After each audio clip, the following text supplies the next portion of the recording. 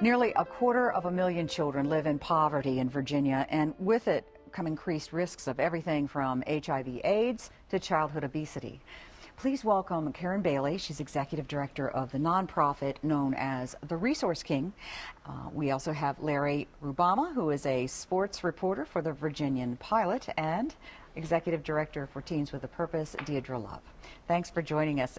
This is a diverse group. They represent some very interesting things, and if you have teens or youth in your family and you're tearing your hair out and trying to find something positive for them to glom onto, these folks really have some answers for you. They're not called the Resource King for nothing, and Teens with a Purpose kind of speaks for itself. And Larry, well, we'll just explain why he's here, because he's going to be a point of inspiration. Well, let's start with the big Resource King, the big picture, and what it is and what it provides to our community. Thank you, Jan. Thank you for having us here today. It's a pleasure. The Resource King inspires and nurtures dreams, and we're all about connecting youth and their families to resources.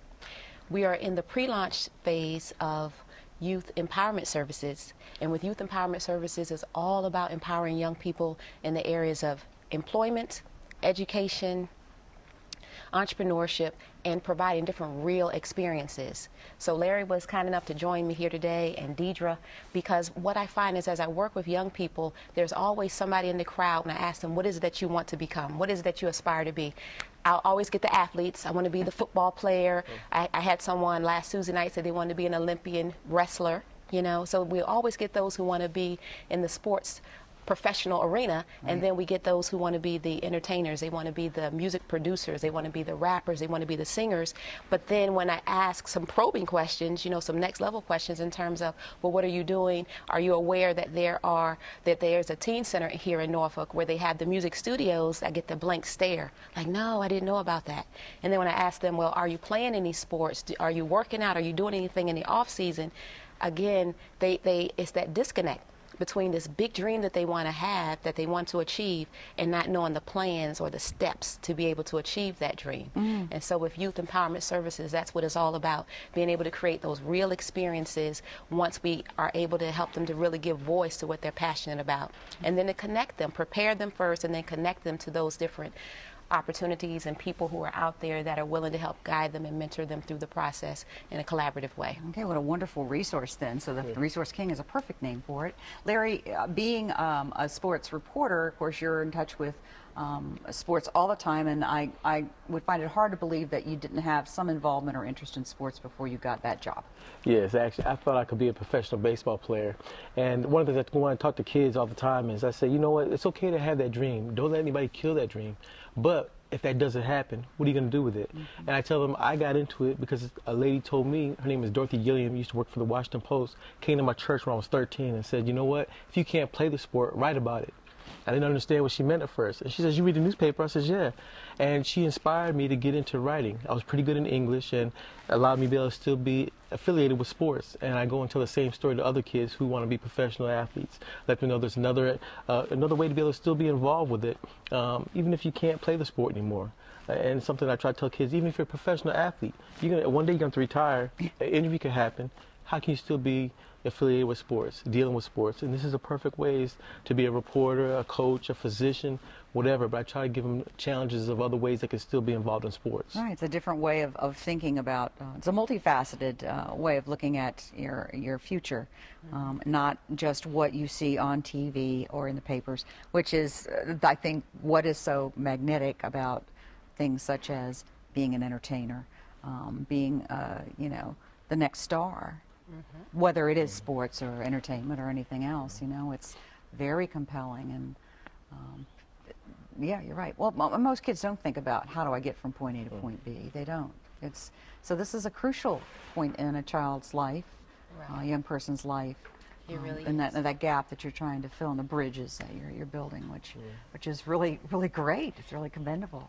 You, as with Teens with a Purpose, you are providing some foundation, some platform for these kids to express themselves in ways that maybe artistically, but they may have talents that, or they believe they have talents that are really going to be sensational and they're going to make it, but it also is a reality check for them.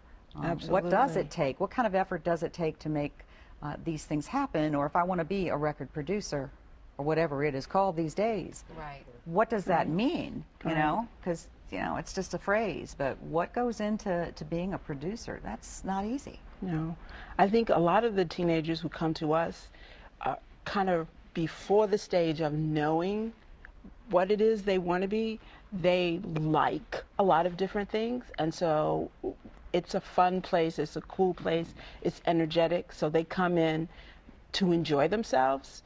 But they find that when you have an organization that's peer-led, you're expected to lead on these things you say you like.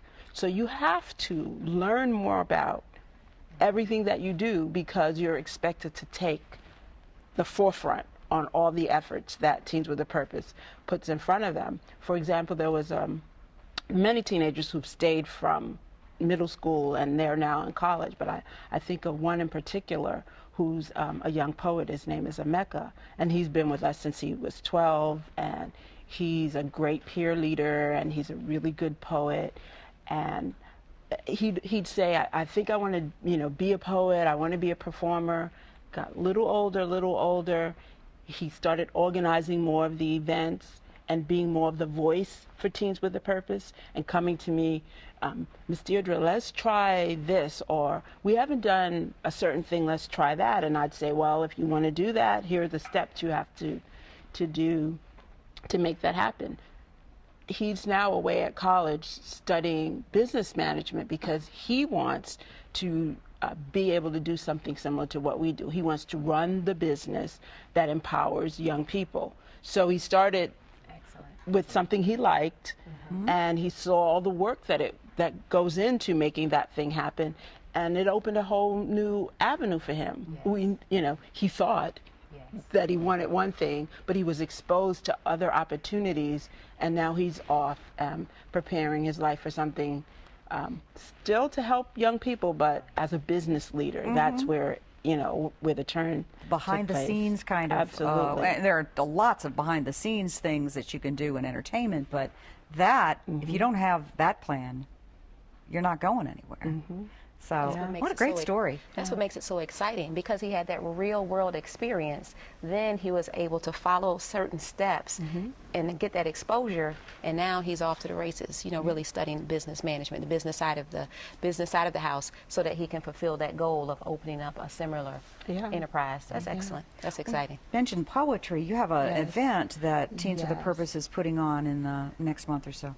Right. For the last 5 years, we've been we have a division called Hampton Roads Youth Poets, and this division trains young poets to just really take their writing and present it on a big stage, present it throughout Hampton Roads, and then we actually travel around the country in something called Brave New Voices. So they write about all the issues that they care about, and then because we're a youth empowerment and youth development organization, we have them speak to the issues. So if they write a piece about poverty, then we're going to work with the poor. If you write a piece about homelessness, we help homeless. So they put something behind their words, so they actually experience it.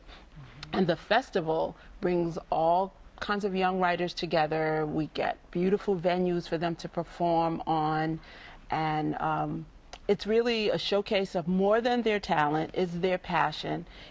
We celebrate their voice and their courage, just the courage to stand up and speak their truth. So that's a pretty exciting thing. There's 4 major events. The first one's on the peninsula, the second one is in Virginia Beach, and then the last 2 are the bigger events. That'll be March 29th at the Roper Theater, and then on April 26th at Norfolk State University. Wow. Wow. So it's pretty exciting. And the opportunity to perform in a sense, but it's not just words you're reading. Your whole being is put out there. Yeah. And they have the audience is a big part of the Hampton Roads Youth Poets event, because we invite government leaders and school officials and parents and other performers to be in the audience, because part of what we're giving is an opportunity to be heard and to be valued. So when they're at a great theater and they can look out and see what they consider other important people there, cheering them on, their value. It says what I have to say matters, the way that I say it matters, and I count as a young person. So that goes way further than the poetry experience. That goes into them believing in themselves and taking advantage of opportunities to develop careers. And it just gives you the courage to try something that you thought maybe I'm not big enough to do. But when you succeed at this, and succeeding isn't winning, succeeding is stepping on the stage and being present. There are 6 people who will go to California or whatever the closing city is for this big event, but every poet who steps on the stage, you are now a member of the Hampton Roads Youth Poets. All we ask is for your courage to stand and be heard. And then you're accepted into a family of poets, and there are peer leaders, and there are adults who support you, and organizations who support, and it's just a wonderful thing. I'm just honored to be a part of. But it sounds like it a feeds great right family. into what we're doing here Very, today. very big family of support. And I imagine in sports that there may be something comparable, but the idea that you have feedback and that continues, and you share that with a larger and larger circle of support. Yeah, I try to tell kids all the time, you know, I go to speak to them in high schools and middle schools. I said, come join me. Come call me on a Friday night. I'll take you to a game and see what it's like to actually be right there on the field. And there's a young lady right now that she goes to Virginia Wesleyan now, and she's done it, and she's taken it upon and says, yeah, I want to hang out with you.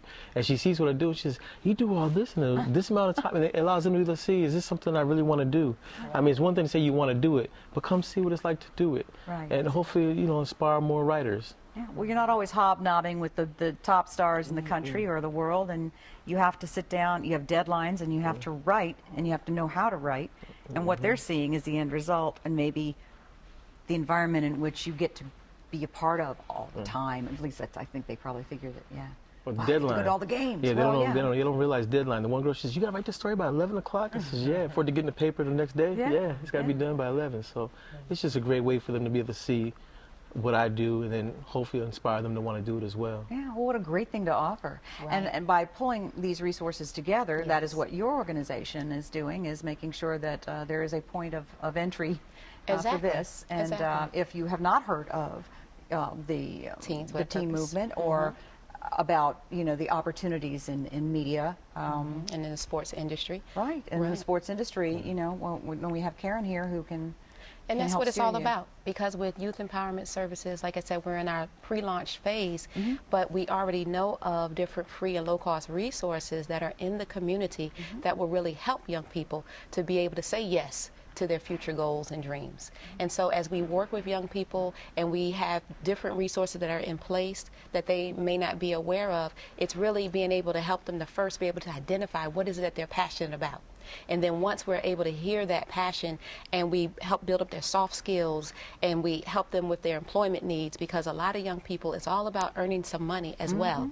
And so they oftentimes will have some sort of talent, some sort of idea about what it is that they want to become, and we help them work out the steps. And then we're able to also look to see now, along with the resources like Teens with a Purpose, where they can be able to go and to train and to participate in that venue, which is free. With the services that Deirdre is providing during the week, they're able to get that extra training, but then there are also opportunities like through Busch Gardens where they actually hire musicians, they hire performers. And so we're always looking at now how can we take that training and their passion and leverage it so that now can turn into employment opportunities for them. Great stuff. We hope that you got the website and that you'll check it out and get involved. Thanks for joining us for your time. See you again next time. Bye-bye.